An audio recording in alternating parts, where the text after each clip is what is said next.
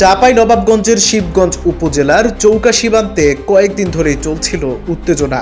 এই উত্তেজনার সময় মাটির বাংকারে অবস্থান নেয়া বাংলাদেশের সীমান্তরক্ষী বাহিনীর পেছনে কাস্তে হাতে অবস্থান নিয়েছিলেন স্থানীয় কৃষক বাবুল।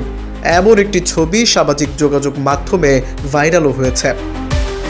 ছবিতে দেখা যায় মাটির বাংকারে পজিশন নিয়ে দাঁড়িয়ে আছে বিজিবি, আর বিজিবির পেছনেই কাস্তে হাতে বসে সীমান্ত পাহারা দিচ্ছে কৃষক বাবুল আলী।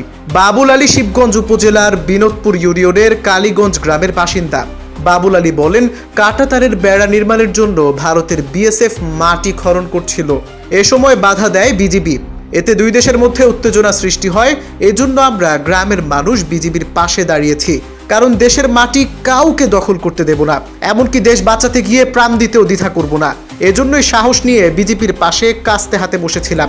বিজেপি অস্ত্র ধরে তাক করে বসে আছে, আমিও এখানে তখন রেডি হাসিয়া আমিও রেডি প্রস্তুত আছে। বিএসএফ এর বিপক্ষে বাবলু নামে একজন সাধারণ কৃষক কাঁচা হাতে দাঁড়িয়েছিল, যা আমাদের যুব সমাজ কৃষক খেটে খাওয়া মানুষদের অনুপ্রাণিত করে এবং উজ্জীবিত করে। তার এই সাহসিকতায় আমরা আমাদের পার্শ্ববর্তী গ্রামের বাবলু ভাই, আমরা তার সাহসিকতায় আমরা মুগ্ধ। এর আগে 5ই জানুয়ারি বিকেলে উপজেলার সীমান্ত পিলার 177/2 এস এলাকায় কাঁটাতারের বেড়া নির্মাণ শুরু করে বিএসএফ। ঘটনাটি জানতে পেরে বিজিবির পক্ষ থেকে বাধা দেওয়া হয়। পরে বেড়া নির্মাণ বন্ধ রাখে বিএসএফ, কিন্তু 7ই জানুয়ারি বেলা 11টার দিকে ফের কাঁটাতারের বেড়া নির্মাণের কাজ শুরু করে বিএসএফ। পরবর্তী সময়ে বিজিবির পক্ষ থেকে আবার বাধা দেওয়া হয়।